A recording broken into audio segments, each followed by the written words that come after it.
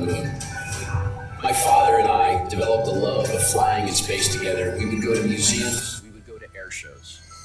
I was lucky enough to become a Navy pilot and then fly and command the space shuttle. For 16 years, we have been living in the relative comfort of low Earth orbit. What we need now is the challenge of living a little bit further away from home, living days away. What will it take to keep humans safe as we go into the unknown of the rest of the solar system? Taking humans all the way to Mars and bringing them safely back to Earth will be very challenging. Mars is at least 100 times further away than the Moon. The opportunity to travel from Earth to Mars comes around about every 2 years. The Earth has to be catching up with Mars in its orbit to give you that shortest distance, and that's the ideal launch window. The first phase of going to Mars will occur at the International Space Station, where we'll learn about long-duration human spaceflight. We're perfecting the things that will help astronauts get to Mars safely. And first and foremost is the things that keep astronauts alive, like clean air and clean water. The next phase will be to establish an outpost near the Moon, where we can test the capabilities and limitations of the hardware so that we can get humans all the way to Mars and safely all the way back. Having a cislunar outpost enables international partnerships and commercial opportunities, such as exploration of the lunar surface and scientific and technological research. After cislunar space, we'll start the actual missions to Mars. The first mission will be to Mars orbit. This mission will teach us about the space systems that will take us to Mars and back. The next mission will send humans to the surface of Mars. The crews will undertake detailed scientific research and investigation. They will start to unlock the secrets of Mars. The race to the Moon captured the world's attention.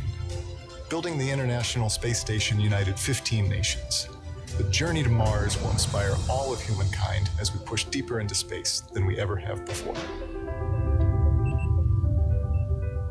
Who are our next space explorers? Chances are they're around us today. I'm sure there's a young man or woman somewhere in a classroom today dreaming of going to Mars.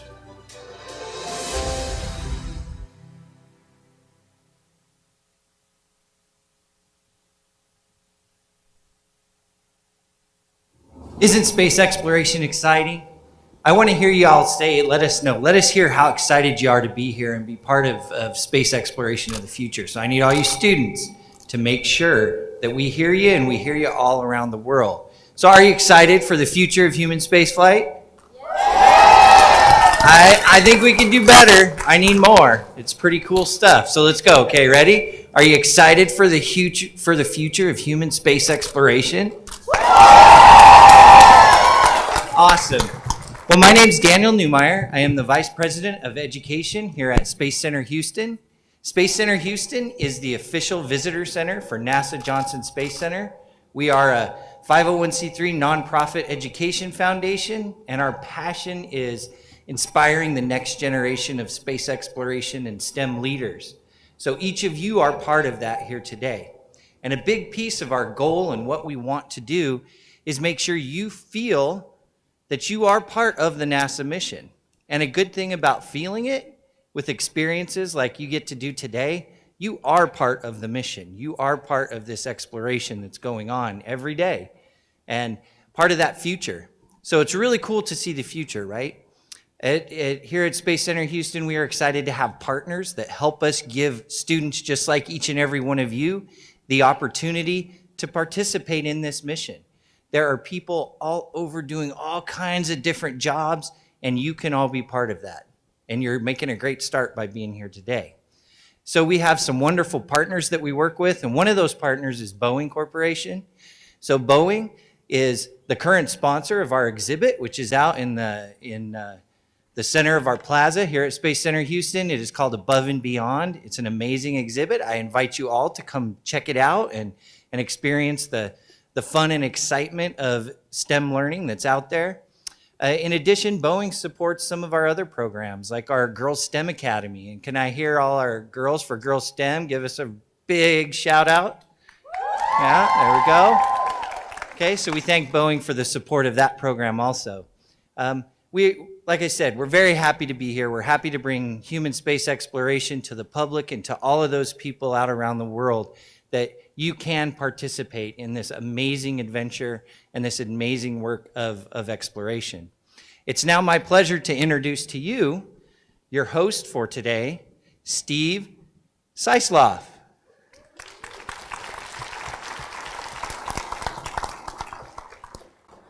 Good morning, everyone. Thanks for coming out today. Space Center Houston does such a magnificent job of telling the story of space flight.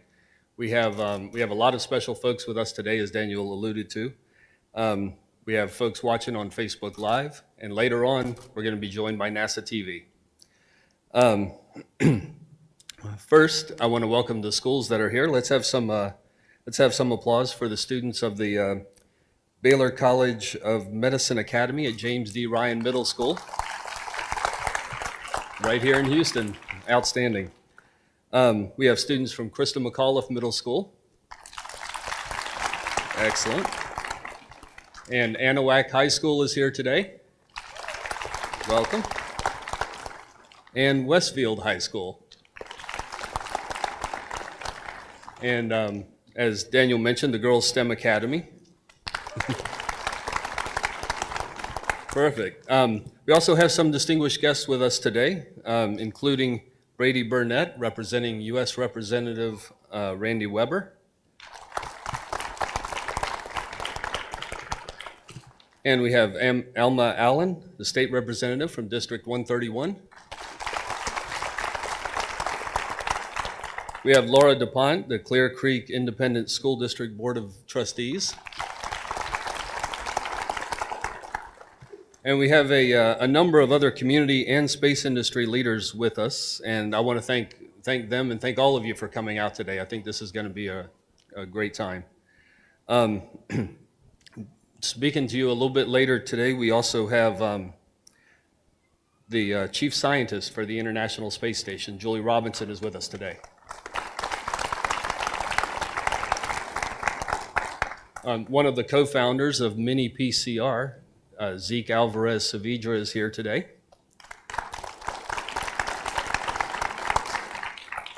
And we have Ken Shields from CASIS, the national laboratory that is the space station. We're going to show you some of the virtual reality training that we do for Starliner that astronauts are doing right now over at JSC. The next great American spaceship, Tony Castilleja is going to talk to you a little bit about some of that and show you a little bit about what it's like to fly aboard a Starliner.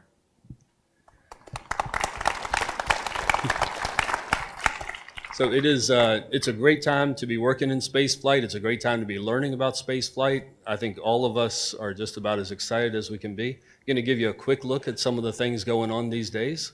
So have a look.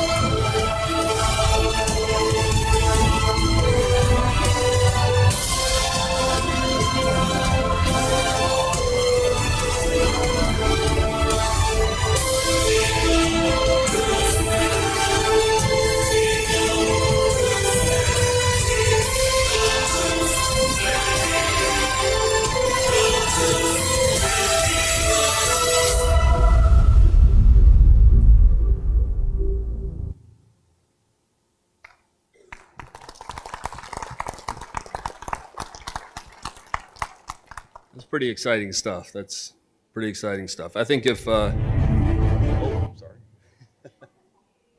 if you're looking for space, this is the place to be. All right, so wouldn't be a school day without a quick quiz, right? So not a tough one, not a tough one. But how many of you have made experiments for school before? Nearly everybody, right? Yeah. So if you could have an astronaut perform that experiment in space, that would be something that would be pretty exciting, right? Yeah? Well, that's really what Genes in Space is all about. It's about giving students just like you that chance. So just so we're clear, when I say genes in space, I don't mean genes like this, don't mean sending denim up to the astronauts. I mean genes as in genetics, the individual molecules that all of us, that's inside all of us that help make us who we are. Genes in Space is about looking at those molecules closely and seeing how they change on orbit. There's only one place that we as humans can do that, and it's here on the International Space Station. 250 miles up, moving 17,500 miles an hour. This is the only laboratory of its kind anywhere, and it's a place where astronauts and scientists on the ground work together to test brand new equipment that astronauts will need in the future to go to the moon and Mars.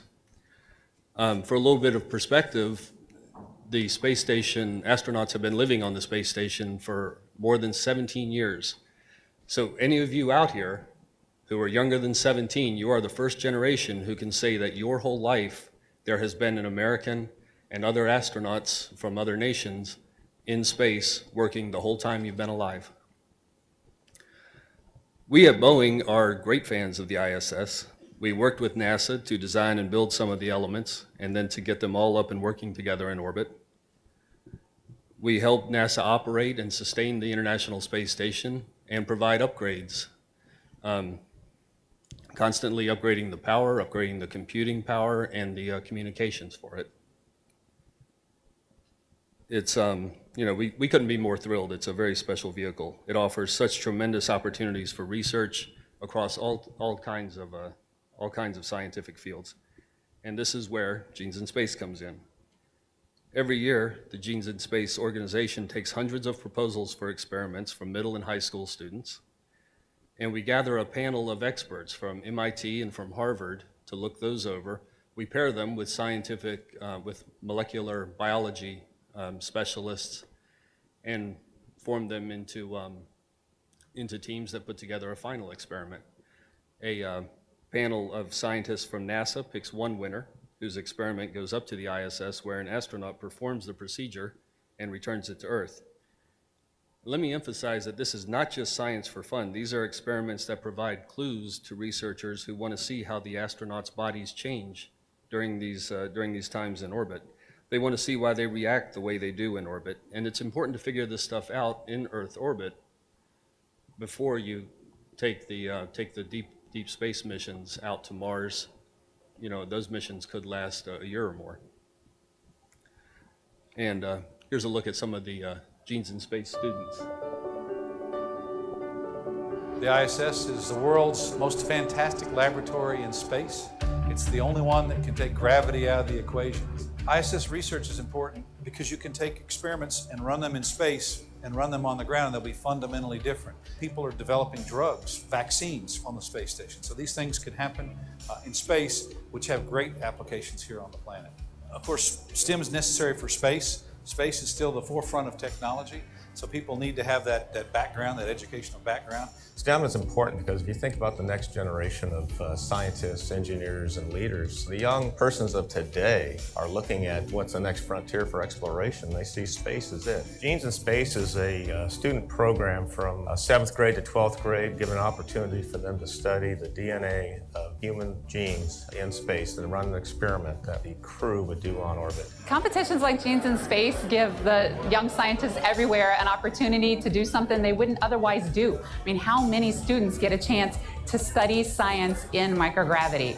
For astronauts who, especially if we're looking to do long duration space flights in the future, the International Space Station, while it's definitely far away, it's much closer to Earth, much more connected than a Mars mission or a deep space mission. The next sort of great journey for mankind in terms of manned space exploration is, of course, the manned mission to Mars. That's what everyone's pumped about, but it's important that we understand astronaut health before we attempt something really ambitious like that. ISS is part of the journey to Mars, and our part is to develop and mature technologies that are required to go to Mars. With the laboratory that we had in low Earth orbit, we can test systems that are essential to maintaining the health and the safety of our crew members for 3 years to go to Mars and back. So we're just in the infancy of exploring space. We need people to carry on for generations after us, and I think therefore working in the space industry really is this idea of looking towards the future.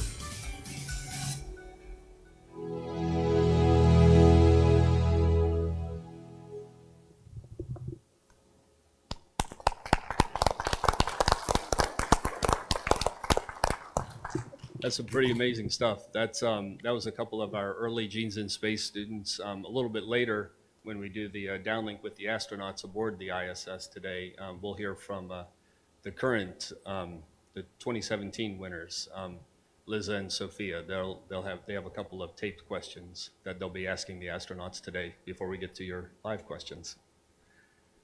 It's time for our first guest of the day. She is the chief scientist of the International Space Station and a big believer in the Genes in Space competition. Help me welcome Julie Robinson.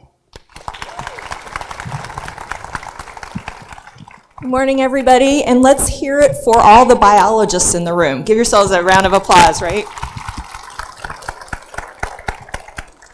And Julie, tell us about some of the science that takes place. How does it compare to some of the science that the students put together? How does it compare to the science that the researchers work? Well, you know, as a biologist, we're in the middle of this amazing revolution in understanding genetics. When I was a student, we were taught there were 4 base pairs and it was a simple code. And now we know that there's epigenetics, there's all kinds of modifiers, and scientists are scrambling to understand how genetics then determines disease and all of those different processes. The students that are doing Genes in Space are doing the same kind of research that lead researchers are doing at universities all around the world, whether it's trying to understand what causes instability in genetic material or whether it's trying to better understand whether certain immune cells might not be functioning as well as possible and that could contribute to cancer. These are the same questions that senior scientists are asking all around the world. So this is an amazing opportunity, and it's enabled by the fact that genetic technology has become so miniaturized. So the mini PCR machine is really small. It allows students to do experiments in their classrooms and on the space station. Genetic sequencing is getting smaller and smaller. Very soon you're going to be able to sequence DNA using your cell phone. That's just around the corner. And so that enables students like everyone here in the room to do amazing experiments that are really on the cutting edge of science. Outstanding, outstanding. You know, it's such a remarkable laboratory. What are some of the other scientific areas that kind of impress you and surprise you about what goes on the space station? Well, there are some amazing physical science experiments. For example, the alpha magnetic spectrometer is measuring particles that come to Earth orbit from the original Big Bang, and trying to get an understanding of whether there's antimatter out there and better understand dark matter and dark energy. So that's just mind-blowing. Also, there are experiments going on that are looking at the Earth, that are modeling and understanding changes in forests and how that affects the global climate. So there's this huge diversity from studying the astronauts' bodies and figuring out how to help them go to Mars safely to understanding the fundamentals of the universe. Excellent. What are some of the ones that really stand out for you that have been the most rewarding? You know, some of my favorite ones are the ones that cross between biology and physics. So there have been a series of experiments called capillary flow investigations that actually look at how when you have water in space, the surface tension forces dominate. And that's why you see astronauts playing with those bubbles of water. But that's actually also what's changing the way that cells grow and some of the things that are driving the genetic changes that the students in this room might be observing. Excellent, excellent. And that's, these are all such important areas, not just for what we're doing in space, but for the improvement of life on Earth. Right, and so these things have multiple applications. They have applications to maybe advancing the study of different diseases on Earth, although that's still brand new work, it's still ongoing, we don't know. And most importantly, of course, we know that the things we do to help astronauts travel healthy on the way to Mars in a microgravity environment for 6 to 9 months, get to Mars to be able to execute their mission, and on top of that, the technology that we're going to use to understand life on Mars when we find it, all of that comes right back down to the technologies used in Genes in Space. Outstanding, outstanding. Thank you, Julie. Thanks. Thank you.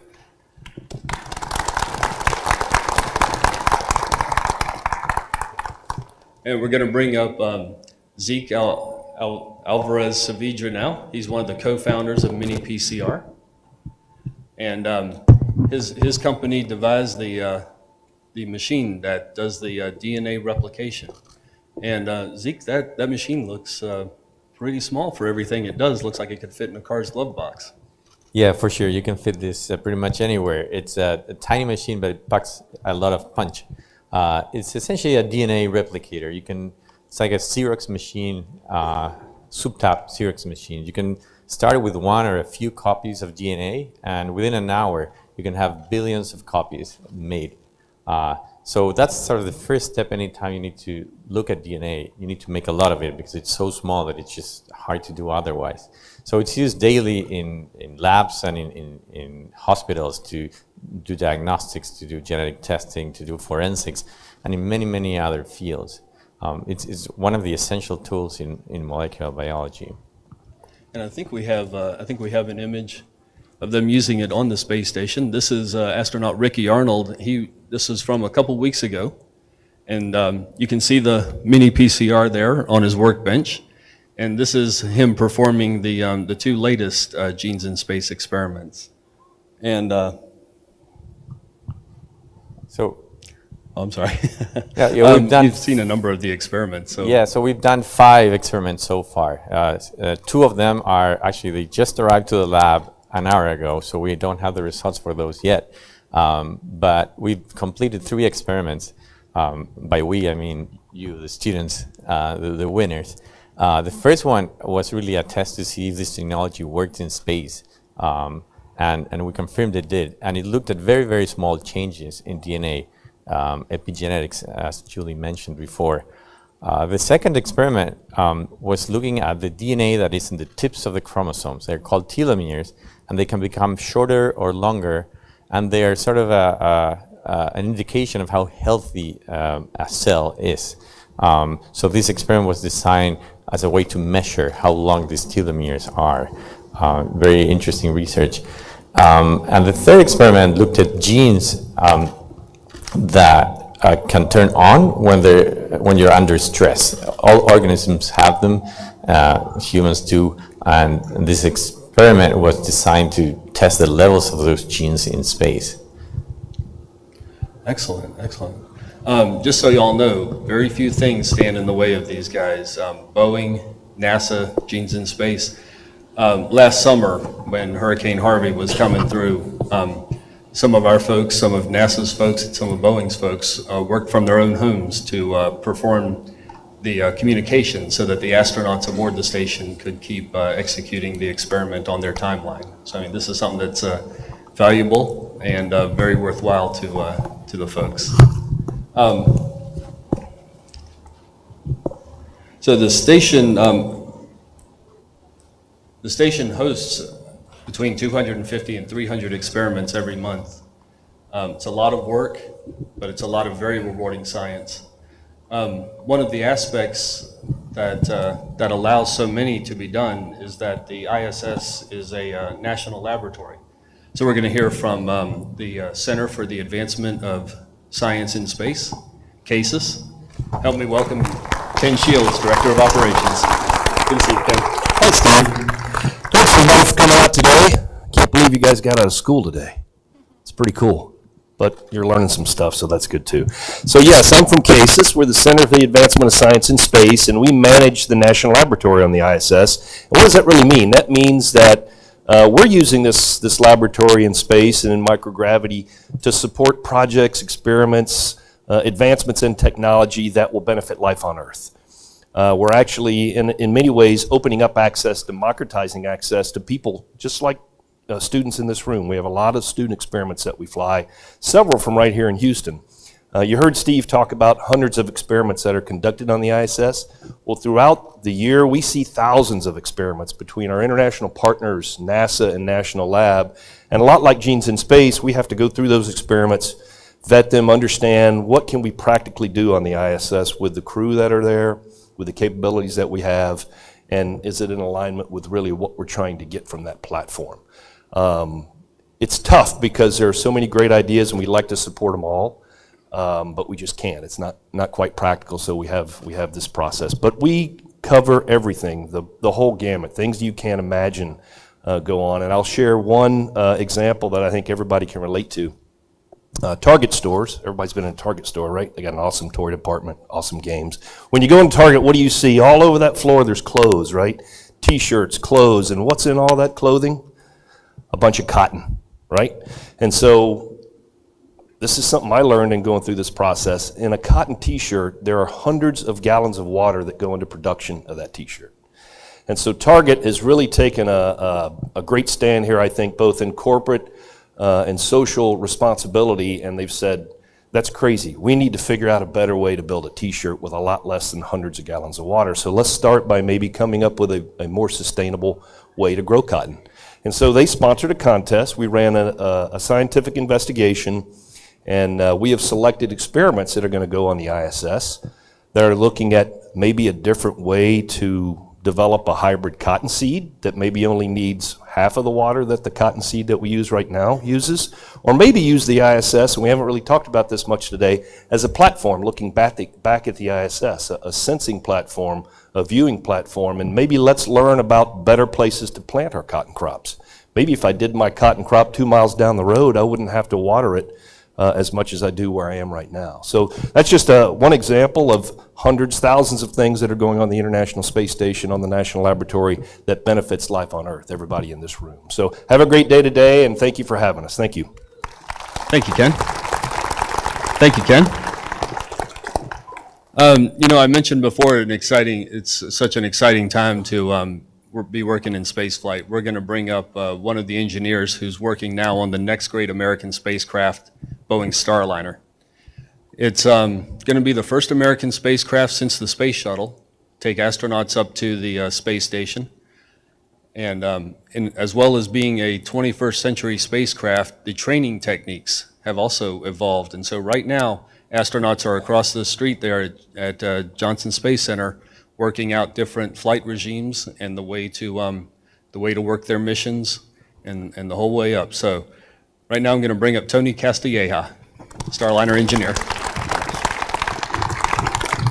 Well, hey, first off, good morning, and to all those on Facebook Live. I mean, get ready, America. Your ride is here. We are building the spacecraft of the future.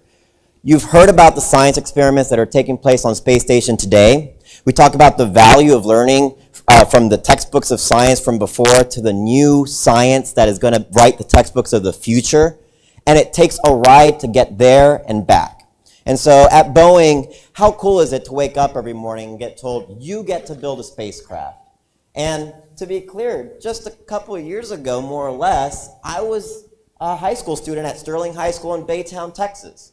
And then only just a few years later after Rice and then offward at Boeing, you get asked, go build me a spaceship. And next thing you know, I found 500 and thousands of men and women around the country that are just as passionate about science and math, bringing all that technology to bring the Starliner to life. We're building a spaceship, and it'll fly later this year. So what's a Starliner? Well, what's a spaceship? It goes down to the requirements. What do you need this spacecraft to do? And for NASA, it was critically important to take the astronauts that we're just about to speak to the International Space Station and back, to do experiments from Genes in Space, to do experiments that you guys will recommend in this great program that scientists and researchers around the country and around the world are going to create.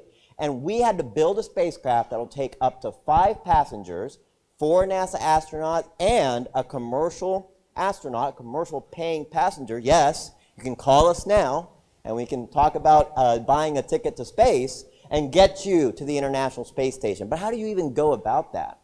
Well, it takes aerodynamicists. It takes aerospace engineers creating the shape, the capsule design that's behind me, showing you to go from 0 miles an hour to 17,500 miles an hour, chasing the International Space Station and docking safely. And as we get to the International Space Station, we rely on the mighty Atlas V rocket from United Launch Alliance. That rocket is already in Decatur, Alabama, being built right now by my fellow rocket scientists down there as well. And so all those pieces are coming together. Those will launch you with a crew capsule at the front. There you saw the forward window, the front window, if you will, similar to a car, and your fellow 4 passengers with you, onward to an autonomous docking to the International Space Station. This is a self-driving space capsule with the minimum amount of switches necessary so an astronaut can take over the vehicle just in case. That's why we train our crews every single day here in Houston, and that's how we prepare for that first mission happening later this year. And as we come back from the International Space Station, you're there for about 6 months, sometimes even longer, conducting these science experiments in biology and physics and beyond, and coming back to Earth safely. This space capsule design has a base heat shield, which actually takes into a lot of technology that, well, you know, takes a lot of smart people to create and is a part of the Boeing company. You talk about patents, we've got them. These are technologies that get us back safely. And as the space capsule comes back through the atmosphere, you have 2 drogue chutes, 2 pilot parachutes, 3 main parachutes, almost 100 feet in diameter large. We almost put a star in the middle of it, but then we got into a little bit closer to the trademark item with Captain America. But those 3 parachutes open up, give you a nice, soft land landing in the western United States. 6 landing airbags on the bottom of the spacecraft, impulse momentum theorem, outer airbag, inner airbag. That outer airbag deflates immediately upon arrival to the Earth's surface. This will be the only land landing spacecraft of its kind and the first commercial human-rated spacecraft that will fly to the International Space Station. We're making history. This isn't a history book. This isn't a movie set. This is real engineering that's happening right now and that my friends and I get to work on every single day in building those rockets and spacecraft of the future. And it's happening now. What you see behind me is our Boeing blue spacesuit. We released it earlier this year, actually earlier last year. And what we're doing right now is just like you go and shop for cars and see, well, can I reach the dial? Am I comfortable when I sit in it? Well, we do those same assessments for safety and verification purposes such that we understand how the astronaut suit reacts to its environment around it. Can I reach 22-degree cones of arm and design eye points in front of you in terms of the most important switches right in front and then less important switches off and to the right, like the radio dial? Well, we do that with our spacecraft. This is a full-scale trainer, one that is representative of the trainers that we have right here at Johnson Space Center in Building 9. And so if you go do a tour there, you'll see us working. It'll be a nice white space capsule with Boeing Starliner on it, and you'll see our friends getting there and looking and becoming familiarized with the switches. That's called human factors or systems engineering within the systems engineering role. And you have mechanical engineers that create the switches up at the top there. You have 2 tablet displays for touchscreen capability to do your electronic flight logs. And of course, our human factors and mechanical engineers verifying the seat design in the earlier stages and now building those seats as we get ready and installing them as we get ready for first flight. First flight happens at Cape Canaveral, Florida later this year, and I can't wait to see all of us at the launch pad as we share that journey for the future. And again, there you see our Boeing blue spacesuit, a lot more cozy, if you will. It's to the requirements of the spacecraft vehicle, about 6.5 hours to get to the International Space Station and about 6.5 hours back for that land landing. So if you've ever driven down to Brownsville, which is where I'm from, it's about that kind of length of drive. But no stops, we'll get you right there to your final destination. But when you think about what it takes to prepare to become an astronaut and what it takes to train our astronauts, we looked at the technologies that we have around us today. Remember, NASA went and asked us and said, go build me a spacecraft of the future that'll launch our astronauts. And we looked around and said, what are the technologies that are out there in the future? And you know, something that you might do this afternoon or on the weekend is virtual reality and these gaming systems. Well, it turns out we integrated that capability to be able to train our astronauts and retrain our astronauts after their time on space station to get ready to come into the Boeing Starliner and come back home. You see, sometimes it does really pay to play.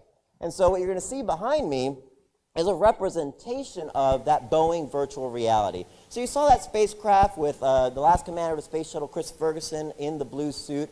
Well, we took a commercial off-the-shelf Oculus system, there you see the hand controllers magically turning into blue gloves, representative of our Boeing Starliner spacesuit. And what we can do once we have that capability is be able to interact with the environment around us. That's, again, going back to human factors and understanding the systems and mechanical engineering switches and dials that we use for our spacecraft. And there you see the same console that you saw in our actual trainer. You can go, punch a fuzzy dice in your new Boeing Starliner on your way to the International Space Station.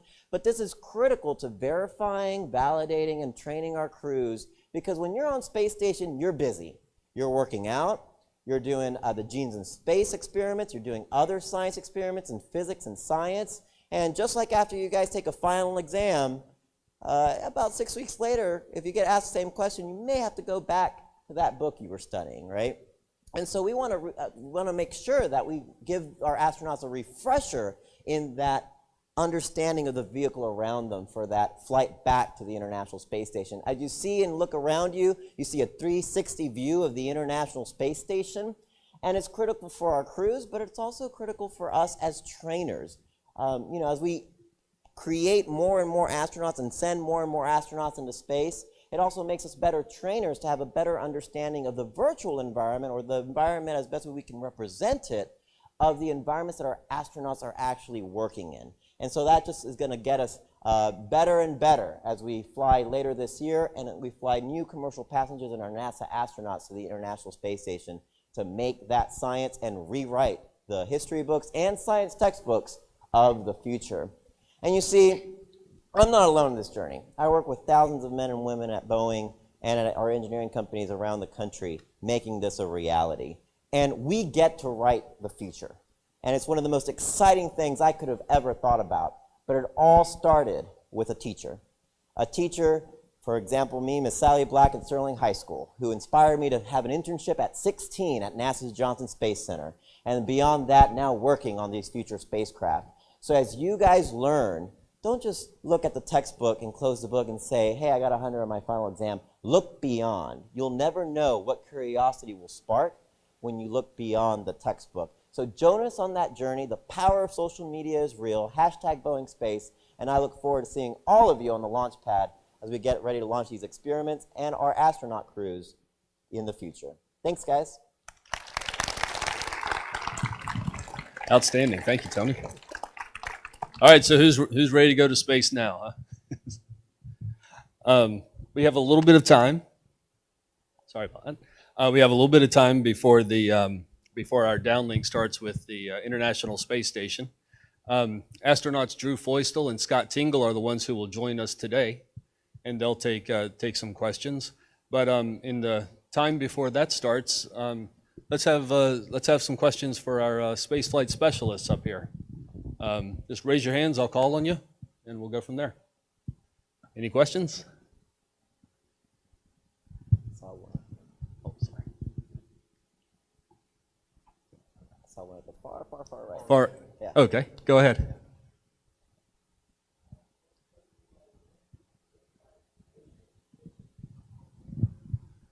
REM sleep patterns? Okay. Julie, do you know what astronauts have found as far as their sleep patterns and their dream states? Yeah, so we've done some experiments where we have the astronauts wear active watches. Those are basically like a fancy version of a Fitbit or an Apple Watch, but that's really designed to monitor their sleep patterns. And the problem is when you're sleeping in space, you're floating off of your sleeping bag a little bit. In fact, some astronauts kind of have to tie their heads down so their heads don't float up and they get a crick in their neck when they're sleeping. And we do find that stressful mission events affect those sleep patterns. And then we also have to sleep shift the astronauts sometimes so that dockings can happen when they're over certain places on the ground.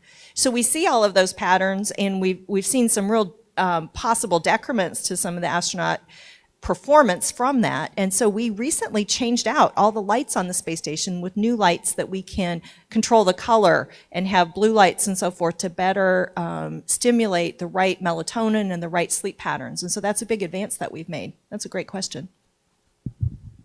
Thank you, thank you. Right here.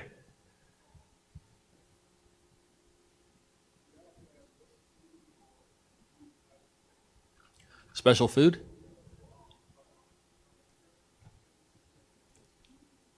Okay. What's the best food for space? So on the space station, we have two challenges with our food. The first is that we have to have food that we can launch a long time ahead and then eat later. So it's really hard to have fresh food. We have to have sterilized, packaged foods that the astronauts rehydrate. The second challenge we have is that over time, the radiation can actually affect some of the vitamins in the food. Now, in low Earth orbit, that's not a huge problem because we're always launching cargo, and we can even launch a little bit of fresh food. Whenever we launch a SpaceX vehicle or an orbital vehicle, we bring up some oranges or some apples. But it's going to be a huge problem when we go to Mars someday because you can't have fresh food that you launch behind you. You saw in the video that you've got like one shot every 2 years to get to Mars. And so one of the things we're looking at is growing some fresh food for the astronauts. And we have recently grown some different kinds of lettuces on the space station, and the astronauts have been able to eat them. So someday on the transit to Mars, astronauts will be able to grow some of their fresh food and eat it. Outstanding, thank you. Right up here up front. How close are we to light speed? Tony? Well, I'll tell you, actually, there's looking at warp drive, there's fundamental research that takes place with our NASA centers and NASA partners looking at the fundamental physics. And the great thing about engineering is that you take that fundamental science and you make products and structures that can deal with those limits that are derived from those physics equations. And so it's in its throes. That's why basic science, biology, physics are so critical. And then you go call your special mechanical engineer and make it a reality. And so those are in work. A question like that isn't out of this world. It's something that science is looking at. But that said, your generation is the generation that are going to be the astronauts that go to Mars. And it's probably going to take you 6 months with the advances in technology. It's not going to be done at warp speed quite yet. So some of y'all should be the physicists that are trying to figure out how to make that science fiction reality an actual reality. But looking forward, still 6 months is all right. You can get to Mars that quick. Excellent, excellent. And right here. What does the radiation in space do to your body? Ken, you want to take that one, or Zeke? Dr. Robinson's well equipped for that. So, radiation, essentially you can think about that as some small particles that have radiation energy and some heavy particles that have radiation energy. The small ones kind of go through you and they can do a little bit of damage. They kind of hit in your tissues and they diffuse. And those come mostly from the sun. The other particles, the heavy ions that are coming from deep space, those really do a number on your DNA. They can knock out bases and cause mutations and things like that. When we look at astronauts, we can do what we call fish staining of their chromosomes, not the chromosomes that would be part of their reproduction, but just their body chromosomes, looking at their blood cells and things. And you can see big hits where whole arms of chromosomes have moved over. When they come back home, that all goes away. But that is all in the relatively safe environment of low Earth orbit, which is inside the magnetosphere. When we do a deep space transit, that 6 months, it's like playing chicken across the cosmos. And we're going to have to go as fast as we can, and we're going to have special radiation shielding so that the astronauts don't have acute radiation sickness or other kinds of long-term problems from exploring space. So radiation is one of our biggest risks for human exploration, and one of the ones that we're working on really actively right now. Great question. Zeke, you get a lot of experiment proposals having to do with radiation, right? Yeah, we do. Yeah, we do get a lot of questions about that, and they are all great. And we see students coming from very different angles, and that's what we enjoy. When reading these proposals, microgravity and radiation are sort of the two main, big things that are different. So I encourage you to go on the NASA webpage, do some more research on that, and many of these are proposals on how to mitigate this damage. It could be physical, like shielding, or it could be on the biological side, like how can we protect cells from the inside, maybe using DNA. Thank you, Zeke. We have time for one more very short one. Let's go right here.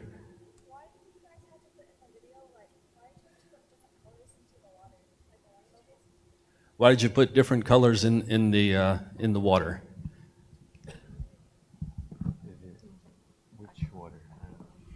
So those videos where you see them putting a little food coloring into the water, those are just part of some education demonstrations that made awesome looking videos. We don't normally put food color in the water before they drink it or anything like that. But what we can do is use food coloring as markers and as trackers, because basically food coloring are little dye particles. And so in some of the demonstrations on fluid physics, we use that to help us see how the mixing is occurring, how the surface tension forces are behaving. So it's a scientific tool. And of course, if a little bit gets out in the cabin, it's not toxic, so it's not poisonous to the astronauts. Okay, I think we're just about to start with the ISS downlink.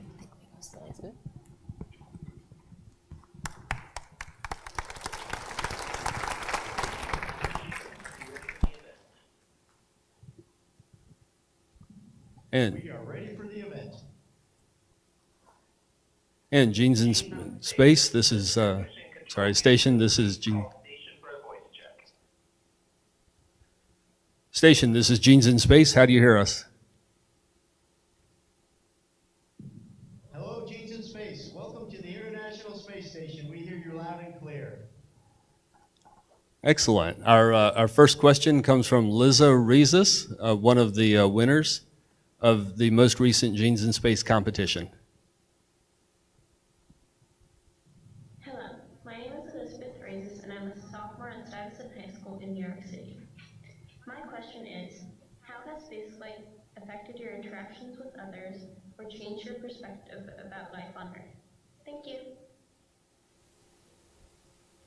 Hello, Lisa, and congratulations on you're winning the competition for Genes in Space. We're all proud of you. That's a great question. And I can tell you that much of the work we do relies on the interaction with others, especially our international partners. We work and train with them for years before we actually fly in space together.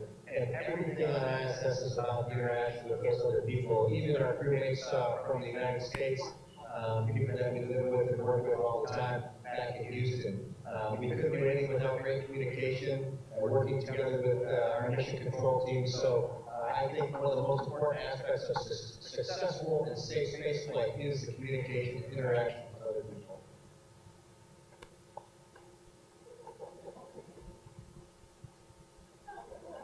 And our next question comes from Sophia Chen, the second winner for this year's Genes in Space. My name is Sophia Chen, and I'm a sophomore at Lakeside School in Seattle, Washington. And my question is, in addition to the Genes in Space 5 experiments, what other experiments will you be doing on the ISS? Will you do experiments in multiple fields of science, such as physics as well? Also, what experiments on the space station stood out to you or surprised you? Well, hello, Sophia, and congratulations to you too for doing so well and winning in the competition. We're very proud of you as well. Thank you. And those are some. That's a really good question. We have at any given time 200 to 250 experiments that are being worked on the International Space Station. But some of the big ones that I've been working on include Apex and Veggie, and they include growing vegetables. We grew lettuce and actually harvested the lettuce and ate the lettuce. We're also growing plants or such as grass to see how they germinate and how the roots grow.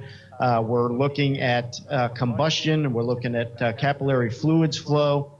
And we're taking part in also a lot of human research, such as what happens with our blood, what happens with headaches and fluid shift, and what happens with our bone density and things like that. So lots of stuff going on here, and it's an amazing place to be.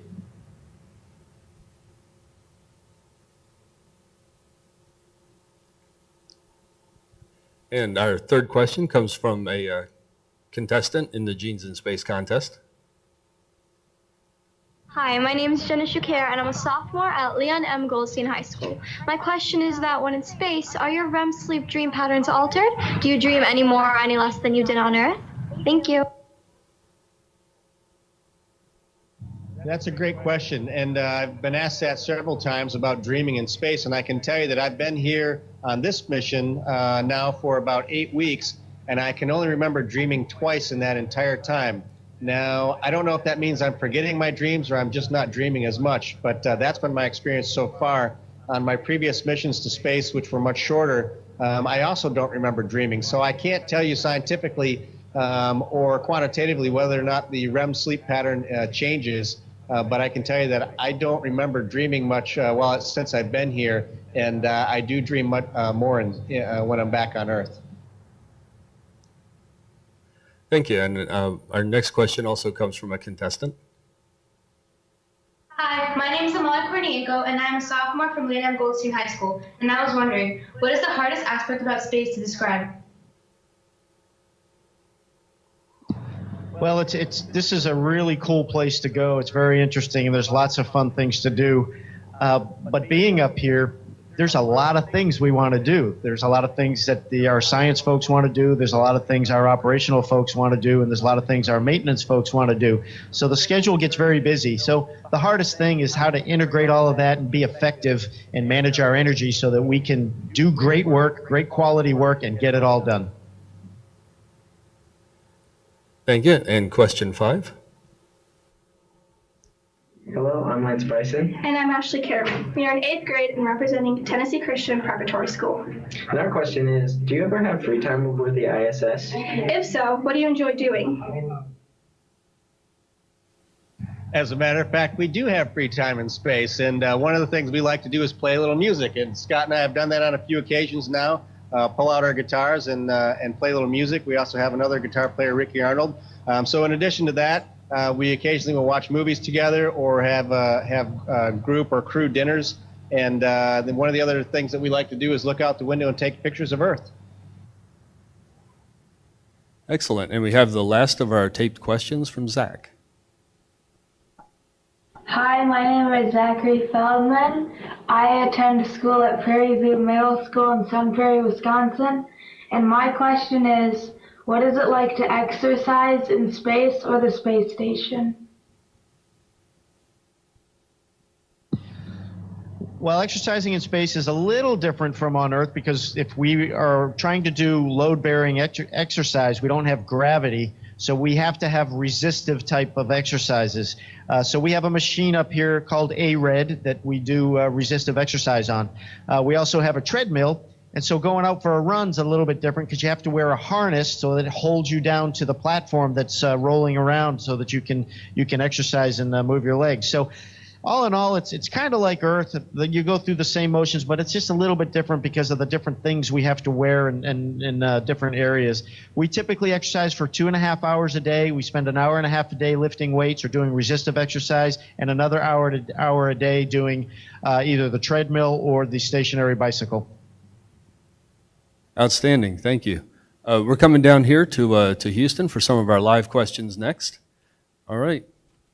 Hello, my name is Joshua, and I'm from Baylor College of Medicine Academy at Ryan. And my question is, what else can you see from space besides Earth? It's a good question, and I can tell you that Earth pretty much fills up almost our entire field of view. It's possible for us to look out into the stars, but what you need to remember is that we're only 250 miles above the planet, so everything in space is still, relatively speaking, just as far as it looks as if we're on the planet Earth. We have great views of the moon, and occasionally when our orbit dips south at the right times of the year, we can see fantastic borealis and what you call the night lights, aurora dancing in the sky. We have wonderful, fantastic views of those. And in fact, those green lights, those curtains of light, almost look like they're enveloping our spacecraft. So that's what we see is the Earth primarily, but we also have great views of those other conditions of our atmosphere around us. Excellent. My name is Jade from Chris McCullough Middle School, and my question is, what all do you have to do to get prepared for a spacewalk? Well, there's an awful lot of work to do to get prepared for a spacewalk, and assuming we're up here and we're starting our preparation up here, first thing is we got to make sure that the systems are right. So we do a lot of work on the spacesuit. We flush it. We make sure the waters, the cooling fluids are right. We make sure the batteries are working. We make sure all the systems are working inside the suit so that we can be safe and effective when we get outside. Then we make sure that the procedure is right, and all of this is a big, huge event for the ground team as well. We literally have hundreds of people looking at this stuff along with us up here on the space station. But we go through the procedures, make sure we got everything right. We make sure all our tools are prepared, and lastly, we make sure our bodies are prepared. We're well rested and well nutritioned because it is an Olympic class workout for 11 hours in the suit to get 6 to 7 hours in the outside in the doing a spacewalk. Hi, my name is Deacon Rambaransing. I'm from Westfield High School, and my question is, how do you handle all the garbage and waste on those space stations? Well, I can tell you that's one of our big challenges up here is what to do with all the garbage and waste. And really what we do is we collect it. We store it up until which time we have an arriving spacecraft, a cargo ship, that we can load that garbage or trash into and basically send it back down to Earth through the atmosphere. And with the gases and the energy required to essentially break through the atmosphere and return to Earth and slow down the spacecraft, that pretty much incinerates everything that's in the spacecraft and allows it just to fall as tiny particles or really just dust as it falls back down to the Earth. Hi, my name is Kate Hancomer, and I'm from Anahuac High School. And my question is, how does the food taste on the International Space Station? The food actually tastes really good. I just had a cheese tortellini for lunch. It tasted great. I had spaghetti and meatballs last night. The day before that, I had some steak. And it's a little bit dry. Sometimes you have to, be a little creative. But all in all, it tastes great. Hi, my name is Adiola from BCAMA at Ryan, and my question is, what is the coolest thing you've seen in space? I think the coolest thing I've seen in space is an arriving spacecraft. It's really amazing to look out the windows and for a long time feel like you're just floating above the planet all on your own, and then suddenly to see in the distance getting closer and closer a space vehicle to rendezvous. And that's a pretty exciting day for us. To know that we have supplies coming or another crew arriving to visit with us. But it's really spectacular to know that there's another spacecraft orbiting the Earth at 17,500 miles an hour, and that relative velocity between our two spacecrafts will eventually be zero as we join up and become one. Hi, my name is Chitara Davis, and I'm from Chris McCullough Middle School. And my question is, how do you handle emergencies on the space station? Well, that's a good question because we don't like emergencies, but we have to be prepared for them just in case. We do a lot of training on the ground. For 2 years prior at least, we practice emergencies that we could possibly see up here. But in general, we have a book, the emergency book, that we actually has all our procedures in it. So if we see a certain emergency, we know how to execute that procedure. And so say we hear the alarm or we see something happening, we will warn each other, and then we'll all gather at a safe place, and then we'll work the procedure until we get to a safe condition. Ground is actively involved with helping us, and there's a lot of communication that goes on while we're working our procedures. Hi, my name is Keaton Spurlock. I'm from Westfield High School, and my question is, how do you take a shower? We don't take showers. That's one thing that we cannot do in space. But every single day when we're done exercising, we more or less take a sponge bath, which means we get a very large bathing cloth, and we replace those every 2 days and soak it with large quantities of water. It has a small amount of soap in it. And first what we do is wet ourselves down with that and wipe off all the sweat. And then we take a dry towel and dry ourselves off. So our version of a shower is more like a sponge bath, and we get to do that every single day. Hello, my name is Joshua Hoskins, and I'm from Anahuac High School. My question is, who has inspired you to become an astronaut?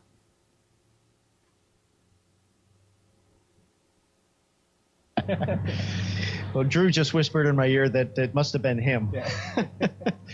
Anyway, for me it was the early Mercury and Apollo astronauts that sparked my interest when I was very, very young, and then other inspirations such as professors and family members that encouraged me as I went along became very inspiring as well. And there was one other person that helped me stay inspired in aviation and space, and that was Jimmy Doolittle.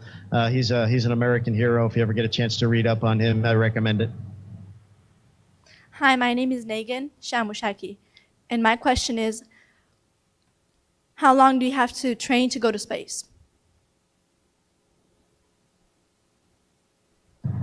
Well, it depends on where you want to start counting. When astronauts are first selected, they train for roughly a year and a half in what we kind of consider as astronaut boot camp, where they get knowledgeable about the space program, the general systems on the space station and other spacecraft that we operate. And then when you're specifically assigned to a mission, you can expect to train up to about 2 years before actually launching into space. Hi, my name is Daniel. I'm from Kristen McCullough Middle School, and my question is, since the first piece of the space station was launched in November of 1998, does it feel new or old? You know, the space station, for being as old as it is in remarkably great condition. It is a little filled up. We're doing a lot of experiments. We're doing a lot of operations. So there's lots of things around and a lot of things happening.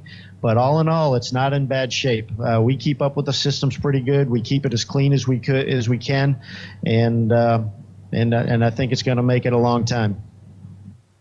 Hi, my name is Marco from Westfield High School, and my question is, how fast does your body adapt to being back from Earth?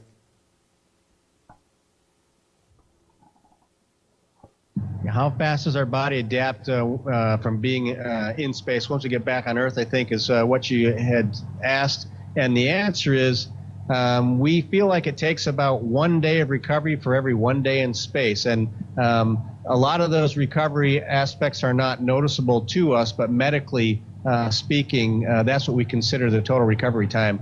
Now, the reality is that there are some things that we don't recover from, or our bodies don't actually change back to the state they were in before we went into space. And one of those is the microcrystalline structure of our bones. We regain our bone density. In fact, we maintain it fairly well because of the exercise we do in space. But the structure actually changes, and that's something that doesn't go away once we return to Earth. Hello, my name is Brandon Hoskins, and I'm from Anahuac High School. My question is, what did you learn in school that helps you the most in space?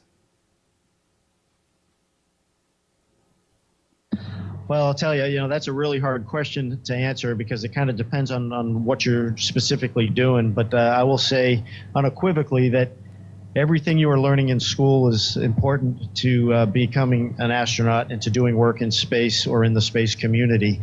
The most important thing that you learn in school is how to be a good team player and how to work well with others. That's critical to this community because there are thousands and thousands of people that have an impact on your daily life, and you theirs. Hi, my name is Celeste Ishima, and I'm from BCMA at Ryan. And my question is, what is the biggest difference between your ISS mission and your shuttle mission? Well, I can tell you that the launch was definitely different. The space shuttle is a much larger spacecraft with a significantly more thrust, and so you really feel that as you launch off of the launch pad as you rocket into space. But arriving on the space station is quite similar for both. The difference is this time I actually get to live in space. I've already far exceeded my time in space, in fact doubled it. Previously, I was only in space for just about a month, and now I've been here on this mission for almost 2 months. And so I get a chance to actually live in space this time. The other trips to space on the space shuttle were really what I consider short visits, only lasting about 2 weeks at a time each. So now is a unique opportunity for me. I really get to enjoy the views of the Earth and pay attention to how everything looks down below, and really get to know the planet much better than I did on my first 2 missions. Hi, my name is Taika from Kristen McCullough Middle School, and my question is, when will you know the experiments you have performed are successful?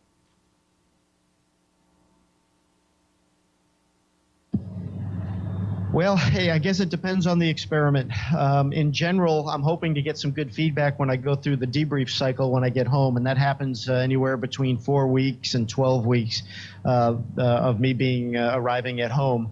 But some of the experiments that I've worked on up here are just one data point or a couple of data points in hundreds of data points that will happen over a series of years and missions. So those will take a much longer time. But I'm hoping in general to get some good general feedback between 4 weeks and 10 or 12 weeks after I get back. Outstanding. Thank you, Drew. Thank you, Scott. Great questions today. And station, this concludes our event. This concludes our event from Genes in Space.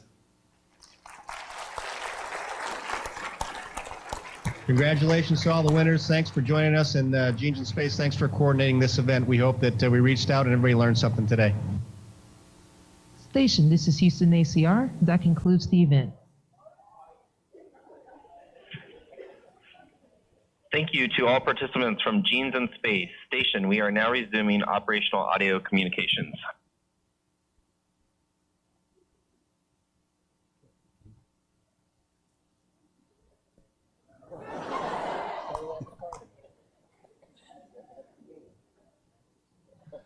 Thank you, everyone. Those were great questions. Those were great questions. Thank you to all the students. Thank you to the folks who sent in tape questions. Zeke, you have a closing for us? Yeah, so as we just heard, we learn things every day. And the cool thing is astronauts also learn things every day in space. Right now, they're learning how to do genetics in space. And that's part thanks to the questions that you asked and the submissions you sent through the Genes in Space experiments. So you guys are paving the way for the next great discoveries in the station. As Julie was saying earlier, it's a great time in space biology. We need to figure out ways of staying longer, of growing our own foods, of staying healthy when we're away from Earth. And you guys through Genes in Space and all the research that's being done in the space station, you can participate on that. It's ever easier for you guys to get involved. So I encourage everyone to think about submitting to Genes in Space or the many other opportunities that you have. Most importantly, though, I want to make sure you work hard on this so that I can plan my vacation in Mars before I turn 80. So that's a goal. Thank you. Thank you, Zeke. Thank you, Zeke. Wanted to give a special thank you to Julie Robinson, to Ken Shields, to Zeke Alvarez Saavedra for coming out today, to Tony Castilleja. A big thank you to Space Center Houston for hosting this event today. Daniel, thank you. So when y'all go out today, in addition to the exhibits that are here, we have the Above and Beyond exhibit. And we have a demonstration, just like the one Tony showed, of flying the Starliner in the virtual reality. So I think what we're going to do is dismiss the high schools first, Anahuac High School and Westfield High School. And, I'm sorry, public first, and you're going to go out stage left.